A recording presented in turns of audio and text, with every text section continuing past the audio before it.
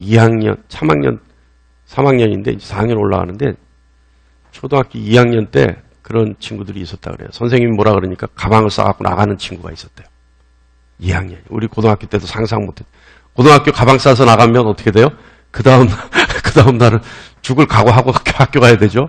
예? 그랬어야 되는데, 우리 고등학교 때도 그런데, 초등학교 2학년이 그렇게 나간대요. 그리고 초등학교 2학년이 제가 충격을 먹었어요. 선생님한테 아주 상스러운 욕을 한대요. 대드는데.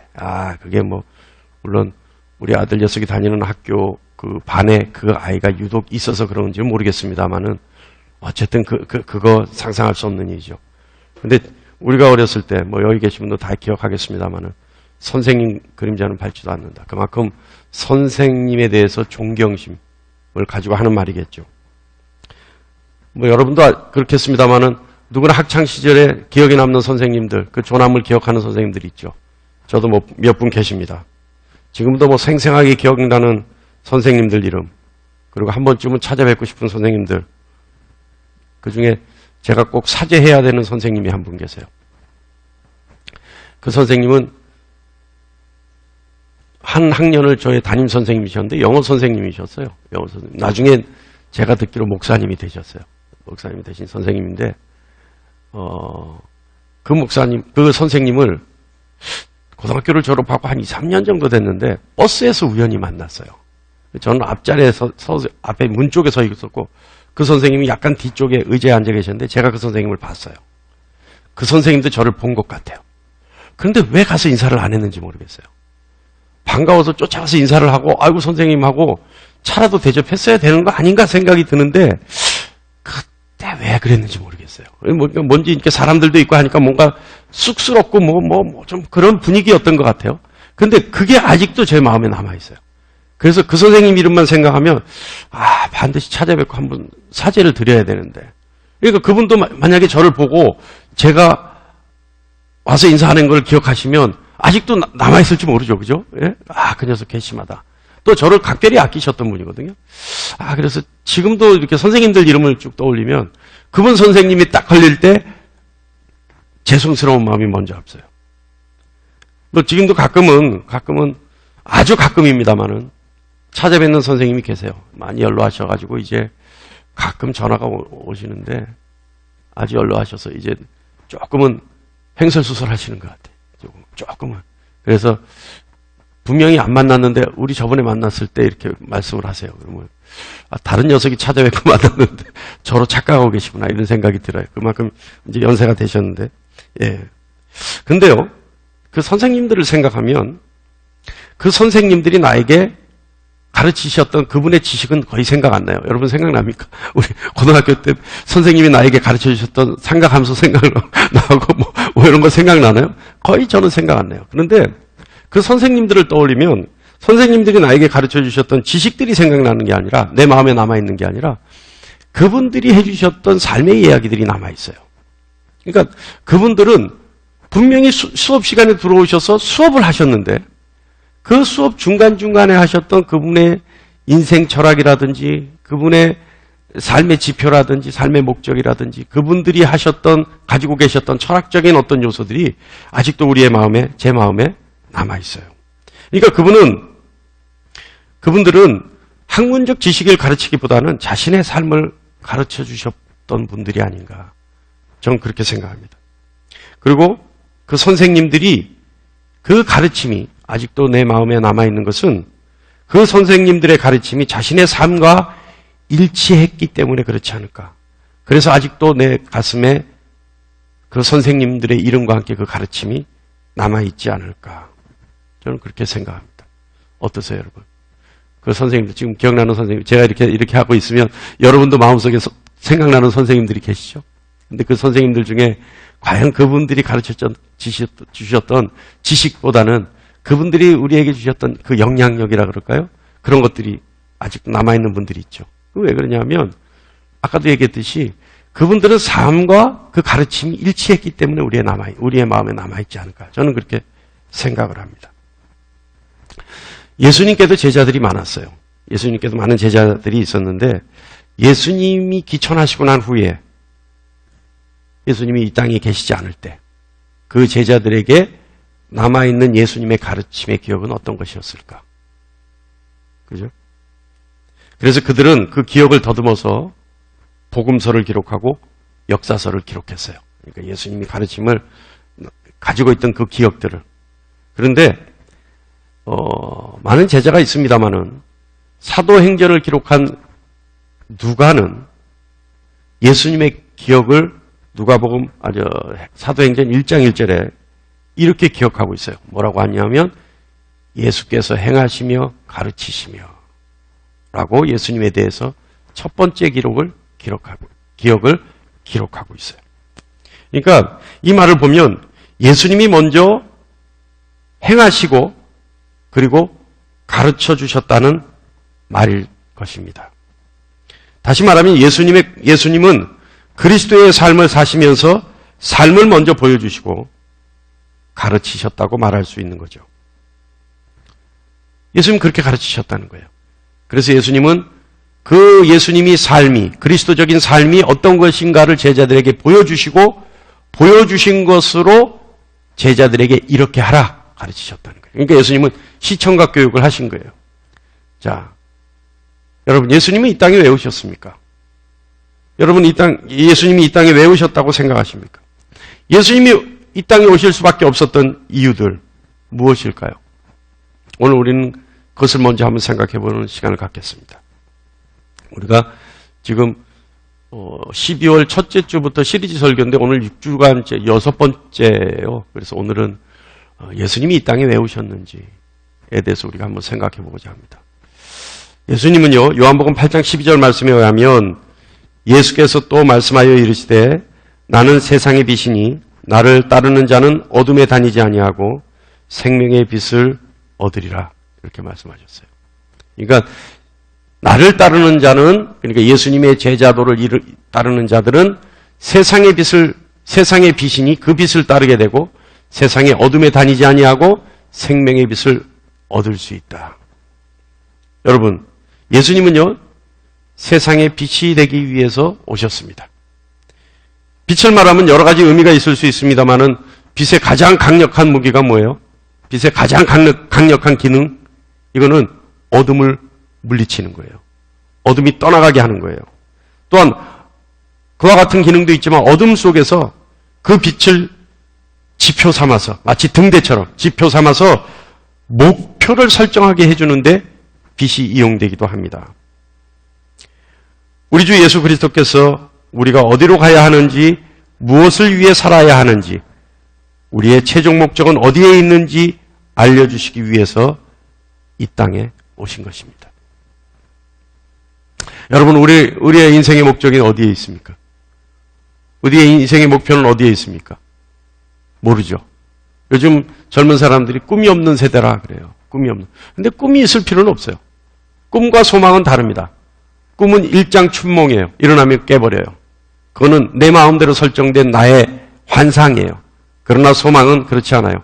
하나님의 뜻을 알고 하나님의 뜻을 마음에 품으면 소망이 되고 그 소망을 이루기 위해 달려가면 하나님이 힘과 능력을 주시는 거죠. 그래서 소망과 꿈은 다를 수 있습니다. 그런데요, 우리의 인생의 최종 목적이 어디 있느냐? 그리스도인의 인생의 최종 목적은 어디에 있습니까? 자, 우리가 하나님이 성경을 왜 주셨느냐? 우리가 한번 했죠. 12월 첫째 주에 우리가 했습니다. 하나님 성경을 왜 주셨어요? 하나님과의 관계의 회복, 또 하나님의 형상의 회복을 위해서 하나님은 성경을 우리에게 주셨다. 그렇다면 여러분, 우리 인생의 목표는 어디에 있어야 될까요? 형상의 회복에 있죠. 성경의 목적이 있습니다. 그러니까 우리의 인생의 목적은 형상의 회복에 있는 거예요. 형상의 회복. 그 형상의 회복이 뭐냐? 그 길을 어떻게 가느냐? 우리 조금 전에 얘기했던 대로 우리의 인생의 목표를, 우리 인생의 목적을 설정해주는 등대와 같은 빛, 그 빛으로 쫓아가는 것이 우리의 인생의 목적인 거죠. 그 빛은 뭐예요? 조금 전에 우리가 읽었던 요한복음 8장 말씀처럼 빛 대신 예수님을 쫓아가는 것. 이것이 우리 인생의 목적인 거죠. 우리 삶의 방향을 제시해주기 위해서 예수님은 이 땅에 오셨습니다. 그리고 방향의 제시의 방법으로 예수님이 자신의 삶을 통해 우리에게 제시하고 가르쳐 주신 거죠. 우리는 흔히 얘기하죠. 주님은 경건하고 흠이 없게 사셨다. 그리고 완전하고 거룩한 삶을 사셨다. 그리고 우리에게 분명하게 그리고 생생하게 그 삶을 통해 우리에게 가르쳐 주셨다. 이렇게 얘기하죠. 자, 경건한 삶은 어떤 삶일까요? 예수님이 보여주신 경건한 삶은 어떤 삶을 우리는 경건한 삶이라고 할까요? 그건 다른 거 아닙니다. 다른 분들은 경건, 이거는 한글적 의미 또는 한자적 의미를 가지고 사전에서 경건을 찾아보는데 신앙적 의미는 그와 다르죠. 전혀 다릅니다. 예. 경건은 뭐예요? 두 마음을 품지 않는 거예요. 두 마음을 품지 않는. 내가 두 마음을 품지 않고 하나님께만 집중하는 삶이 경건한 삶이에요. 그러니까 세상 것과 하나님을 같이 섬기지 않고 오로지 하나님만 바라보고 두 마음을 품지 않고 하나님만 바라보고 사는 신앙의 삶, 하나님께 집중하는 신앙의 삶, 이것이 경건한 삶입니다. 세상은요, 우리에게 언제나 두 마음, 세 마음을 품게 해요. 그래서 세상을 살아가면 너무나 분주하죠. 너무나 분주해요. 그러니까 정신없다 이렇게 얘기해요. 정신없다. 예. 근데 하나님은 어떻게 하세요? 오히려 우리에게 잠잠하라 라고 얘기하세요. 잠잠하라. 왜 잠잠하라 말씀하시냐면 내가 너희를 위하여 어떻게 행하는지 나에게 집중해봐라. 그러기 위해서 너희는 잠잠하라. 하나님이 이렇게 말씀하시죠. 그러니까 하나님께 집중하는 것, 그래서 세상과 함께 두 마음을 품지 않는 것, 이것이 경건의 삶입니다. 지난주에요. 제가 너무 바빴어요. 어떤 중요한 일이 있어서 그 일을 좀 해결하느라고 하루에 한 700km 다닌 적도 있고 너무 바쁘게 살았어요. 너무 분주하게 살았어요.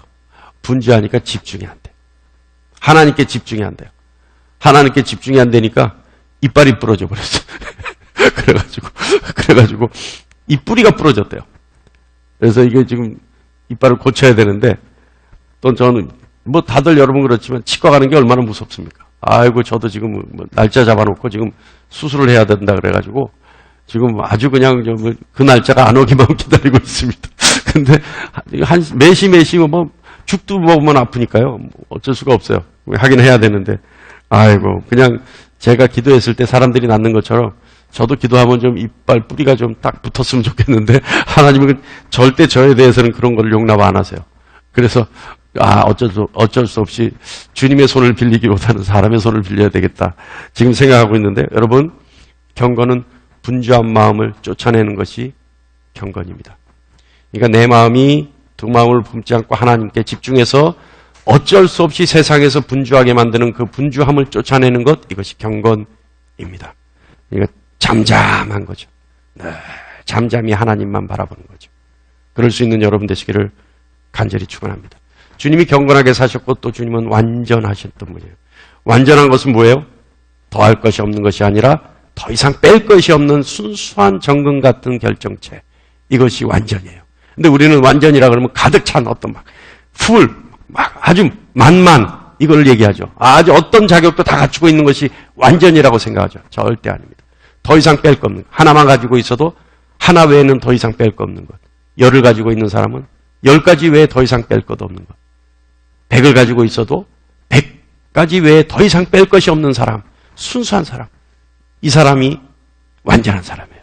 그래서 완전이라고 하는 것은 사실은 사랑을 얘기합니다. 하나님의 사랑. 그러니까 1을 가진 사람도 완전하고 10을 가진 사람도 완전하고 100을 가진 사람도 완전할 수 있는 것. 그래서 하나님 앞에 누구나 다 똑같이 사랑스러운 존재가 되는 것. 이게 완전한 거예요. 이거 완전이라고 하는 것은 하나님의 용납하심이에요. 이거 너희는 커트라인 딱 정해놓고 여기까지 차야지만 내가 해줄 거야. 용납해 줄 거야. 이게 아니란 말이에요. 하나를 가지고 있어도 10을 가지고 있어도 100을 가지고 있어도 그것 중에 뺄 것이 없이 순수한 정금 같은 상태로 있을 때 하나님은 용납해 주시는 거예요. 그래서 그것이 사랑이고 그것이 완전이라고 하는 겁니다. 그러니까 완전이라고 하는 것은요, 쉽게 얘기하면 군더더기가 없는 거예요. 군더더기가 없어요. 너저분하고 난잡하지 않고 구차하지 않는 삶. 완전하지 않는 사람의 삶을 보면요, 제일 쉽게 보는 게 요즘 자동차 누구나 가지고 있잖아요. 그 사람의 차 트렁크를 열어보면 이 사람이 완전한지 안 한지 알아. 트렁크가 깨끗하게 정리되어 있으면 이 사람 완전한 사람. 삶이 완전한 사람. 두 번째 보면 어디를 보면 되는지 아세요? 여러분 한번 보세요. 여러분 시험해 보세요. 책상 서랍 열어보면 알아. 책상 서랍이 가지런. 하게 정리되어 있고 책꽂이가 가지런하게 정리되어 있으면 이 사람 완전한 사람이에요. 그런데 뭔지 모르게 막 뒤죽박죽 돼 있어. 이거 한번 의심해 봐야 돼. 예? 예. 여러분, 제가 팁을 드린 거예요. 내 삶이 완전한지 안 한지. 내 아내의 삶이 완전한지 안 한지. 내 남편의 삶이 완전한지 안 한지 한번 보세요. 그러면 아직 좀 더 가야 되는구나. 여러분 알 수 있습니다. 거룩한 삶. 주님이 사셨던 삶이 경건하고 완전하고 거룩한 삶이에요. 이 거룩한 삶은 뭐냐? 세상과 구별되어지는 거죠. 완전히 세상과 구별되어져서 세상 같지 않은 삶, 이 삶이 거룩한 삶입니다. 근데 뭐 거룩한 삶에 세상 같지 않은 거룩한 삶, 많은 예를 들 수 있습니다만은 세상 같지 않은 것, 세상의 가장 대표적인 게 뭐예요? 대표적인 특징이 뭐예요, 세상에서? 그거는요, 나만 아는 거예요. 나만 아는. 자기의 유익한 것만 쫓는 것이 세상적인 가장 큰 특징입니다. 그런데 거룩하다고 하면 그럼 세상과 같지 않다면 어떻게 해요? 나만의 유익을 아는 것이 아니라 우리의 유익을 아는 거예요. 그것이 세상과 구별된 사람의 사는 삶의 가장 큰 특징이 그겁니다. 나만 아느냐? 나만의 유익을 아느냐? 나만의 이익을 아느냐? 나밖에 모르느냐? 아니에요. 그것이 구별된 사람은 가장 큰 특징은 우리가 유익하냐?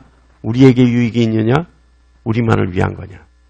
자, 그것을 아는 여러분 되시기를 간절히 축원합니다. 주님이 이 땅에 왜 오셨는지 두 번째는요. 우리가 알다시피 우리에게 생명을 주시기 위해서 오셨습니다.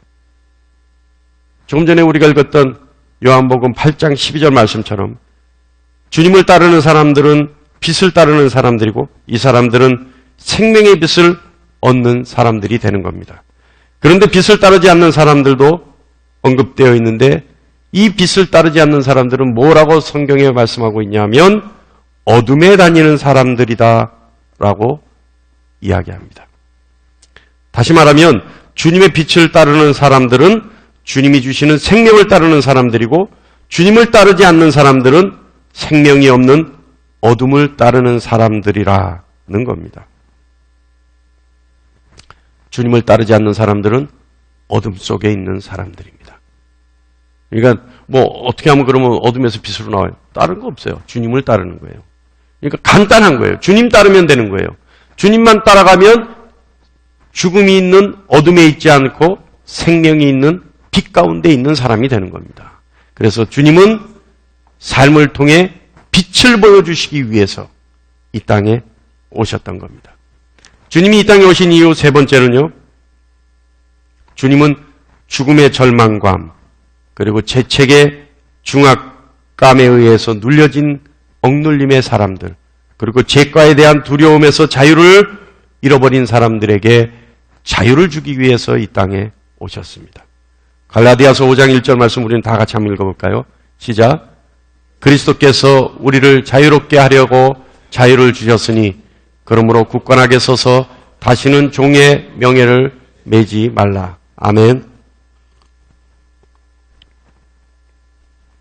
주님은 이 땅에 오신 이유가 우리에게 자유를 주시기 위해서 오셨습니다. 자유, 여러분 어떤 게 자유예요? 막 이래도 되고 저래도 되고 하고 싶은 대로 하는 게 자유입니까? 진정한 자유는요. 하고 싶은 대로 하는 것이 자유가 아니라 모든 억눌림과 모든 속박으로부터 해방되는 것이 자유예요. 자, 주님은요. 우리 누구나 가지고 있는 죽음에 대한 절망감으로부터 자유를 주십니다. 이 절망감은 여러분 뭘까요? 뭐가 절망감일까요? 죽음이라는 절망감. 여러분 어떤 게 죽음이라는 절망감? 여러분 죽음이라고 생각할 때 무엇이 생각나요? 그냥 막연한 두려움이에요? 그 두려움은 왜 올까 생각하면 절망감에 의한 두려움입니다. 그 절망감이라는 건 뭐냐면 제가 어렸을 때 좋아했던 유행가 가사가 있는데요. 나 혼자 눈 감는 건 두렵지 않으나 헤어짐이 서럽다 이렇게 얘기해요. 나 혼자 눈 감는 건 두렵지 않으나 헤어짐이 서럽다. 이게 절망감이에요, 여러분. 이 헤어짐이라는 건 뭡니까? 헤어진다는 건 뭐예요? 더 이상 기대가 없다는 거예요. 이제 끝이라는 거예요. 여기서 끝이라는 거예요. 이 끝. 더 이상 어떤 기회를 부여받지 못한다는 게 절망감입니다. 그러니까 죽음이라고 하는 절망감은요. 이 헤어짐이라는 것, 더 이상 여지가 없이, 더 이상 내일이 없이 오늘 이 순간으로 끝이다라고 하는 이 절망감이거든요. 그러니까 더 이상 기회도 없고, 더 이상 시간도 주어지지 않고, 더 이상 기대할 만한 어떤 것도 없는 상황, 이 상황이 절망감입니다. 그래서 죽음은 마지막이라고 하는 절망감, 그런 절망감이기에 무섭고 떨리지는 거죠. 그러니까 여러분, 이 예수를 모르는 사람들의 임종을 보셨나요? 아주 힘듭니다. 아주 힘들어요. 아주 힘들어요. 근데 예수를 믿는 사람들의 임종은요, 정말 평화로워요. 어떤 한순간에 탁 숨이 넘어가는데 그 숨 넘어가고 난 후에도 살아있는 사람의 얼굴 같아요. 달라요. 그러니까 그것이 절망감이라는 거예요. 예수를 믿지 않는 사람의 절망감은 이 이상 더 이상 기회가 없으니까 그 마지막 남은 기회를 붙잡으려고 노력해요. 그래서 발버둥을 치죠. 그런데 예수를 믿는 사람의 죽음은요, 이것 위에 영원히 있다고 생각하는 죽음이기에 얼른 이걸 놓으려고 해요. 지금 있는 이 순간의 기회를 놓아버리고 빨리 영혼을 잡으려고 해요. 그러니까 전혀 다르죠. 전혀 달라요. 그래서 다른 거예요. 그런데 여러분, 주님은요, 이 세상에서 모든 생명체라면 반드시 겪을 수밖에 없는 죽음이라는 절망의 순간에 다시 한 번의 기회를 부여하기 위해서 이 땅에 오신 겁니다. 그것이 영원이라는 거죠. 근데 우리 영혼은요, 끝이 없는 것을 영혼이라고 생각해요. 그죠? 영혼이라고 하면 계속 끝없이 날아가는 게 영혼이라고 생각하죠? 아니에요. 영원이라고 하는 것은 시작이 없는 것이 영혼입니다. 영혼은요, 시작은요, 그러니까 끝이 있는 것은 시작이 있기 때문에 끝이 있어요. 그러니까 끝이 없다라고 하는 것은 시작이 있는데 그 끝이 없다는 얘기잖아요. 근데 성경에서 말씀하는 영혼은 그것이 아니라 시작이 없는 거예요. 그 자리 그대로 어떤 시간의 속박이 없는 거예요. 시작이 있다는 건 시간이 있다는 얘기잖아요. 그러니까 이건 좀 이제 설명하려면 길어요. 이런 거는 이제 제가 수요일, 금요일 날 하여간 수요일 이럴 때 한번 차분히 한번 설명할 수 있어요. 이 시간에 대한 개념은 어거스틴이 굉장히 정확하게 설명을 했고, 바르트도 정확하게 설명을 했고, 보네포라는 사람도 아주 정확하게 설명을 했어요. 근데 어거스틴의 시간과 영혼이 아주 정확해요. 그래서 제가 그걸 가지고 한번 설명할 기회가 있습니다만, 어쨌든 주님은 우리에게 시작이 없는 영혼을 주시기 위해서 이 땅에 오셨다. 여러분, 죽음 다음으로 두려운 것이 뭔가요? 죽음 다음으로 모든 사람에게 두려운 것은 죄책과 죄과입니다. 죄에 대한 책임과 죄의 결과가 어떤 거냐. 여기에 대한 징벌의 두려움이 있죠. 모든 사람들은 가지고 있어요. 그래서 세상은 미리 어떤 벌을 받을 거다라고 하는 것을 법으로 정해놓고, 그러니까 죄책과 죄과에 대한 징벌을 먼저 정해놓고 사람들로 하여금 경각심을 심어줘서 죄를 짓지 못하게 하려고 하는 것이 세상법입니다. 그러나 주님은 어때요? 주님은 그렇지 않아요. 그러면 어쩔 수 없이 죄를 지은 사람은 어떻게 할 거냐에 대한 문제를 주님이 해결하시는 거예요. 그래서 주님이 그 죄책과 죄과에 눌려있는 사람들에게 해결할 수 있는 방법을 제시하심으로 자유를 주기 위해서 이 땅에 오신 겁니다. 그래서 주님이 우리가 다 알다시피 십자가에 못 박혀 죽으심으로 그 방법들을 우리에게 제시해 주시고, 주님을 따르는 것으로 우리도 함께 십자가에 못 박혔다라고 하는 의미를 부여하심으로 우리의 죄책과 죄과가 해방되어지는 거죠. 죄 속에서 갈팡질팡 혼란 속에서 허우적거리는 사람들을 건지기 위해서 주님은 이 땅에 오신 겁니다. 자, 그러면 이제 왜 오셨는지에 대한 마지막 네 번째. 주님은요, 이건 뭐 모든 크리스찬들이 너무나 막 바라는 게 이거예요. 뭐예요? 병든 자와 약한 자를 고쳐주기 위해 이 땅에 오셨습니다. 마태복음 4장 23절 후반부 보면 뭐라고 말씀하고 있냐면, 백성 중에 모든 병과 모든 약한 것을 고치시고, 예수님이 오셔서 하신 사역이 이거예요. 주님이 이 땅에 오신 이유는 약한 백성에게 회복을 주시기 위해 오신 겁니다. 병을 고치시는 것, 육신의 회복하는 것이죠. 그리고 약한 심령을 고치시는 것, 이것은 영적으로 회복하는 것이죠. 약한 심령이 고쳐서 영적으로 회복하는 것, 이것은 사실 하나님과의 관계의 회복에 깊은 연관이 있습니다. 이거는 나중에 우리가 12월 첫째 주, 둘째 주에 설명이 됐었고, 나중에 계속 이 일은, 이 하나님과의 관계 회복은 계속해서 앞으로 한 10여 주간 동안 계속 할 수밖에 없는 이 명제예요. 그러니까 이건 좀 나중에 하고. 자, 여러분, 주님은요, 우리 모두가 하나님 안에서 건강하고 부하고 담대하기를 원합니다. 하나님 안에서 부하고 건강하고 담대하기를 원해요. 이거 사람들이 다 원하는 거죠.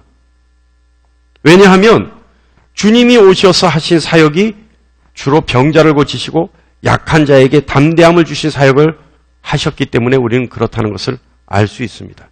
주님이 원하시는 것이 바로 그거죠. 자, 그렇다면 어떻게 하면 병이 낫고 부할 수 있고 담대할 수 있을까요? 첫 번째는요. 어떻게 하면 건강할 수 있고 부할 수 있고 담대할 수 있어요? 첫 번째는요. 기도하면 돼요. 기도하면. 네, 기도하면 돼요. 그런데 그렇다고 해서 많은 시간을 기도해야 되느냐? 그렇지 않아요. 경건한 사람 그리고 하나님 앞에 진정으로 기도하는 사람은요. 하나님이 그 기도를 들으셔요. 여러분, 성경에서 기도를 통해 팔자 고친 사람이 몇 명 있는데 대표적인 사람이 한 2명 있어요. 기도를 통해 팔자를 고친 사람, 대표적인 사람이 야곱과 히스기야예요. 야곱과 히스기야. 야곱은 팔자를 어떻게 고쳤어요? 기도해서. 야곱이 이스라엘이 됐어요. 이스라엘이 뭐예요? 나라와 민족의 이름이 됐어요. 그 사람은 그 이름의 뜻은 뭐예요? 하나님과 겨루어 이긴 자예요. 이 사람이 기도로 팔자를 고쳤기 때문에 형 에서로부터 죽임을 당하지 않고 오히려 형 에서와 화해하는 일을 겪어요. 야곱이 몇 시간 기도했어요? 야곱이 몇 시간 기도했어요? 길어야 대여섯 시간이에요. 길어야 대여섯 시간. 그죠? 대여섯 시간 기도했어요. 근데 어떻게 돼요? 하나님을 이겨요. 이스라엘이라는 이름을 가져요. 민족의 아버지가 돼요. 민족의 이름이 됩니다. 그죠? 그러면 여러분이 기도하는 것과 잘 생각해 보세요. 자, 대표적인 인물 또 있죠. 히스기야. 히스기야는 몇 시간 기도했어요? 제가 봤을 때 히스기야는요, 길어야 1시간이에요. 길어야 1시간.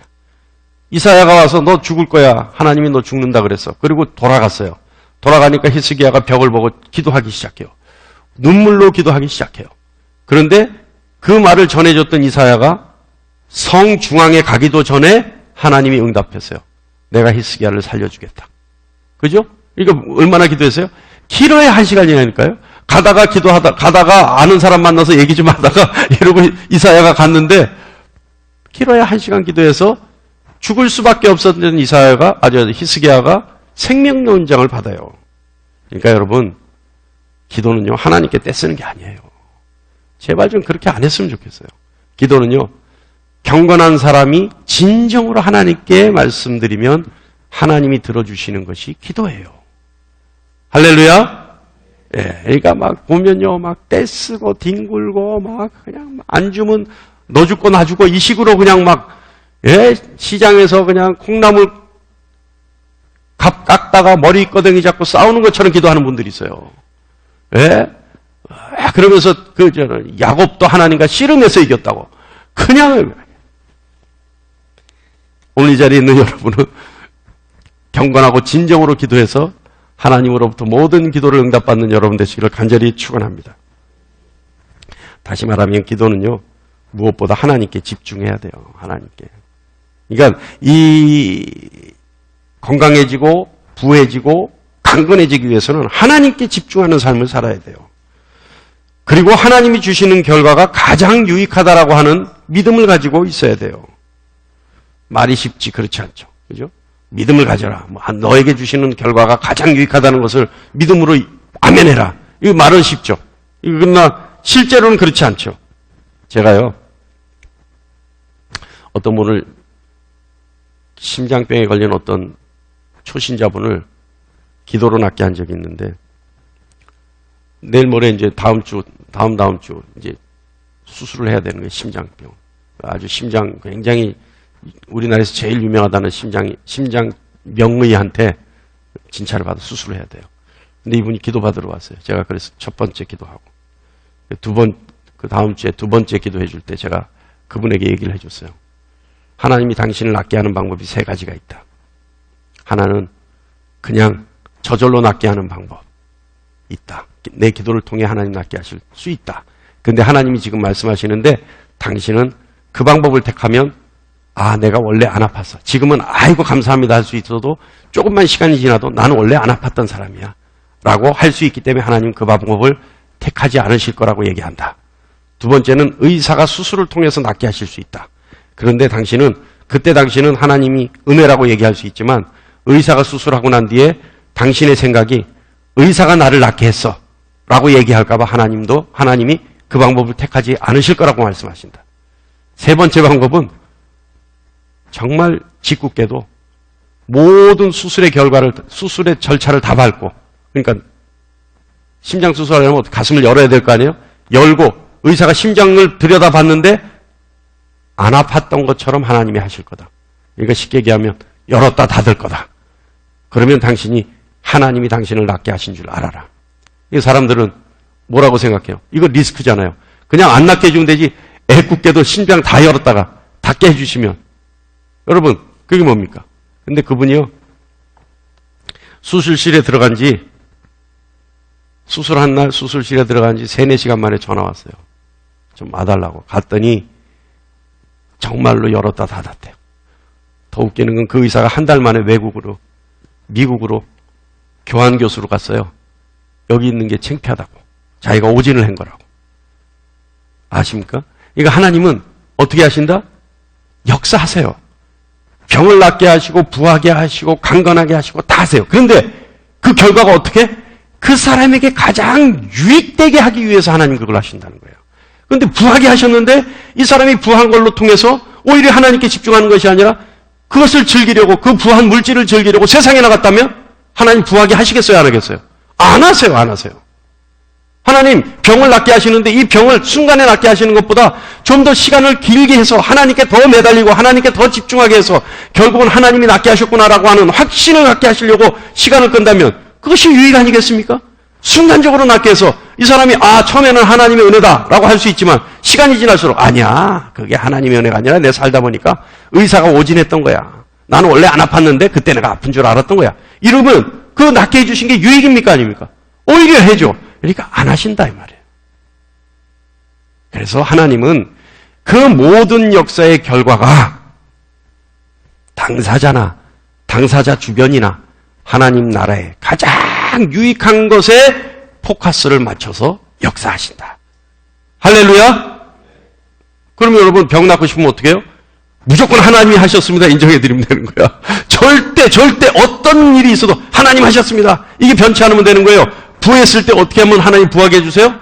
절대 내가 이거 즐기려고 세상 안 나가고 더 하나님께 매달리고 더 하나님 일에 쓰겠습니다 하면 부해지는 거예요. 할렐루야? 그거예요. 왜 지름길을 놔두고 뺑뺑 돌아다니는지 모르겠어요. 어쨌든 하나님은 가장 유익된 것을 우리에게 주시는데 하나님을 믿고 의지한 결과가 가장 유익된 거예요. 근데 이게 바뀌어서, 이게 뒤집어져서 가장 유익된 것을 얻기 위해서 하나님을 의지한다면 이거는 기복신앙이 되는 거예요. 이게 기복신앙이 되는 거예요. 그러니까 내가 정말 하나님께 집중하고 하나님만 의지하고 하나님께만 의뢰해서 건강해지고 부해지고 강건해지면 이것은 진정한 신앙, 믿음의 결과인 것이고, 내가 강건해지고 병을 낫고 부해지기 위해서 하나님을 의지하고 하나님께 의뢰하고 하나님을 보려고 한다면 그것은 뭐다? 진정한 믿음을 가장한 기복신앙이다. 깨달은 여러분 되시기 바랍니다. 이해가시죠? 이해가시죠? 예. 자, 그렇다면요, 여러분. 누가가 고백하는 것처럼 주님이 이 땅에, 우리가 조금 전에 열거했던 그 4가지의 일을 위해서 주님이 이 땅에 오셨는데, 주님이 이 땅에 오신 목적을 위해 행하시고 가르치셨다는 것은 어떻게 행하시고 어떤 것을 가르치셨을까요?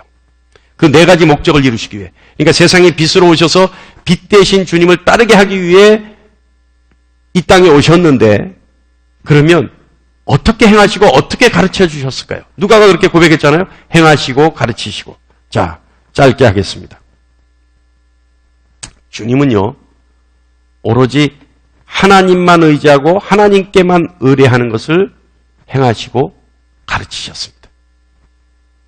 세상의 능력이, 권세가, 영향력이 하나님을 의지하지 않고도 얼마든지 거뜬히 할 수 있는 체계가 이미 세상에는 갖추어져 있죠. 그죠? 하나님 하지 않아도 이미 세상은 능력과 영향력과 권세만 있으면 다 하나님처럼 할 수 있는 체계가 이미 세상에 갖추어져 있어요. 그리고 하나님께서도 하나님의 자녀들이 세상에서 능력과 권세와 영향력을 갖추기를 하나님은 원하고 계십니다. 사람들은요, 하나님만 믿으면 세상에 이런 것들이 필요 없고 하나님이 다 해결해 주실 거라고는 생각하고 그런 경향도 있고 이를 믿음이라고 생각하죠. 그러나 그렇지 않습니다. 하나님은 우리의 노력에 의해 이 같은 것들을 갖기를 원하시는 겁니다. 그러니까 하나님께 의지하고 의뢰하는데 세상의 권세와 영향력과 세상의 권력, 능력 이런 것들을 하나님 갖기를 원하신다는 거예요. 그걸 원하시는데 사람들은요, 오로지 하나님께만 의지하고 하나님께만 의뢰하면 이런 것들을 가질 수 있다고 생각을 해요. 기도의 결과가 그런 것을 가질 수 있다고 생각을 해요. 그러나 하나님이 원하시는 것은 우리가 세상을 살아가는데 능력과 권력과 권세와 영향력을 다 갖기를 원하시지만 하나님께도 의뢰하고 의지하면서 우리 스스로도 그것을 노력하기를 원하신다는 거예요. 그게 뭐예요? 그게 주님이 우리에게 보여주신 행하시고 가르치신 방법이었어요. 그래서 주님은 어떻게 하셨느냐? 주님은 이 땅에 오셔서 그 권세와 능력과 영향력 가지고 계셨어요? 안 가지고 계셨어요? 가지고 계셨어요. 다 가지고 계셨어요. 다 가지고 계셨다는 것은 뭐냐면 하나님이 이 땅에서 주님이 행하실 때 그 권세와 능력과 영향력이 필요하기 때문에 주신 거예요. 그래서 이 땅에 다 가지고 계셨어요. 가지고 계셨음에도 불구하고 주님 뭘 하셨어요? 기도를 습관처럼 하셨어요. 그러니까 기도하는 것이 습관이 되도록 주님이 하셨다는 거예요. 그러면 이 2가지가 어떻게 공존할 수 있느냐? 바로 하나님을 의지하고 의뢰하고 하나님만을 바라봤다는 증거입니다. 기도가 습관이 됐다는 거는요, 여러분, 기도의 중요성에 대해서 말하는 것 같기도 하지만 그것보다도 늘 항상 하나님께 의지하고 모든 일을 하나님께 의뢰했다는 말과도 같습니다. 그러니까 주님이 그 능력과 권세와 영향력을 다 가지고 계셨음에도 불구하고 그것을 사용하실 때도 어떻게 했다? 하나님을 의지하고 하나님께 의뢰하고 했다. 이 뜻이라는 거예요. 알겠습니까? 그러니까 세상 사람들은 그냥 기도만 하면 그게 다 되는 줄 아는데 그것이 아니다. 우리 노력에 의해서 그 능력과 권세와 영향력을 가질 필요가 있는데 그렇다 하더라도 가졌다 하더라도 그것을 하나님께 의지하고 의뢰하는 삶을 보여주기 위해서 주님이 그렇게 하셨다. 그리고 그것을 행하고 우리에게 가르쳐 주셨다. 이겁니다. 하나님은요, 이 모든 것을 갖추고 있는 하나님의 자녀가 그럼에도 불구하고 하나님을 의뢰하고 하나님을 의지할 때 하나님은 비로소 기뻐하시는 겁니다. 그리고 그 능력과 권세와 영향력을 참되고 실질적으로 사용할 수 있게 하나님이 인도하시는 겁니다. 그래서요, 요즘 하도 세상이 험하니까 조그만 나이 돼도 정년퇴직, 명예퇴직, 여러 가지 방법으로 하죠. 근데 살아가는 날이 더 많은데 너무 일찍 하잖아요? 뭐 60, 65세면 다 하잖아요. 그러니까 살아갈 날이 더 많은데. 그런데 여러분, 그런 모든 것을 가지고 있는 사람이 하나님을 의지하고 의뢰했을 때 그 사람에게는 끝이 없어요. 제가 그 좋은 분이 한 분 계시죠? 그 좋은 예가 있죠? 우리 고등학교 선배님인데 김영석 교수님 어때요? 나이가 100살이 됐어요. 예. 그런데 지금 그분 뭐 하세요? 아직도 강연하러 다니죠. 아직도. 제가 그분 강연을 한번 들었는데 40분, 50분을 하는데 꼿꼿이 서서 하는데 물 한 모금 안 마시고 해. 100세 노인. 이거 하나님이 그런 영향력과 권세와 능력이 있음에도 불구하고 하나님을 의지하고 하나님을 의뢰하니까 어때요? 하나님 부르시는 그날까지 쓰실 수 있게 되는 거예요. 하나님이 거기에 힘을 더하시니까. 그 뜻을 아는 여러분 되시길 바라고 주님은 우리에게 행하시고 가르쳐 주신 이유가 하나님을 의뢰하고 하나님을 의지해라.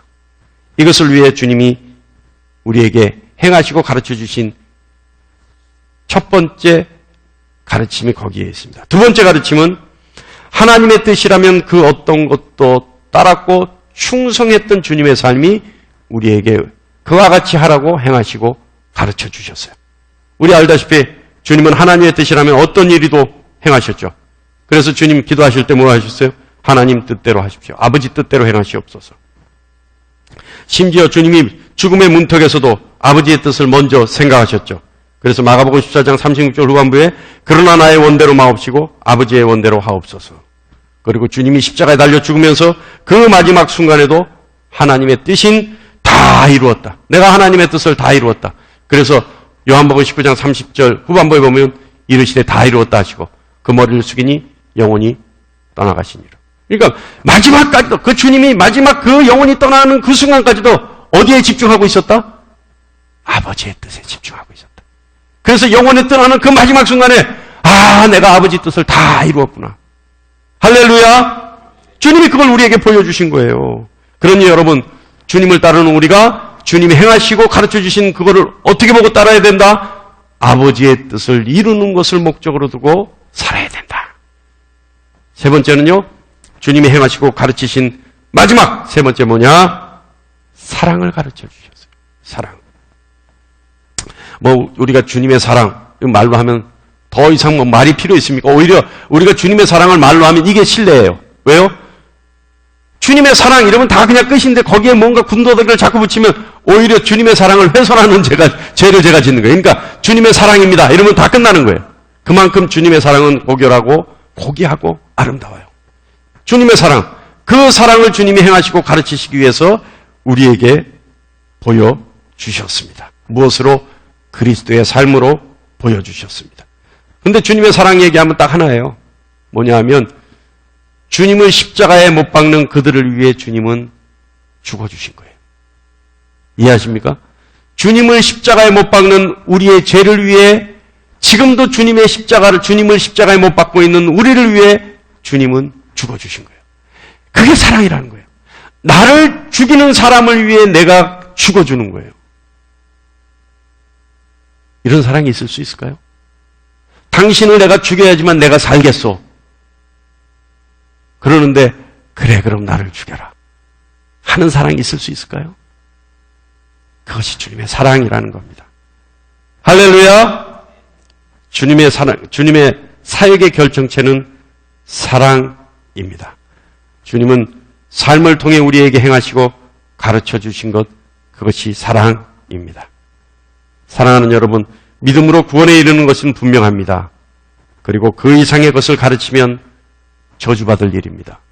또 그 이하의 것을 가르쳐도 저주받을 일입니다. 오로지 우리는 믿음에 의해 구원을 받습니다. 그러나 믿음으로 구원받은 사람은 그 사람의 증거는 주님의 삶을 따르는 삶입니다. 주님이 가르쳐 주신 그 삶을 따르는 것, 그것은 반드시 행위로 나타납니다. 믿음은 우리를 구원에 이르게 하지만 믿는 자의 삶은 주님을 따르는 삶이요. 주님이 그리스도적 삶을 살면서 행하시고 가르쳐 주신 그 가르침을 따르는 삶인데 그 삶은 반드시 행함으로 나타난다는 것입니다. 주님은 세상의 빛이 되시고 생명이 되시고 그리고 우리에게 자유를 주시고 병든 자와 약한 자를 고치시기 위해 주님은 이 땅에 오셨습니다. 그리고 주님이 가르쳐 주신 그 행함은 아버지만을 의지하고 의뢰하고 아버지의 뜻에 충성하고 사랑을 가르쳐 주셨던 그 가르침을 행위로 증거할 수 있는 여러분 되시기를 간절히 축원합니다. 그래서 여러분의 삶이 사랑으로 넘쳐나는 삶이 되기를 간절히 축원합니다.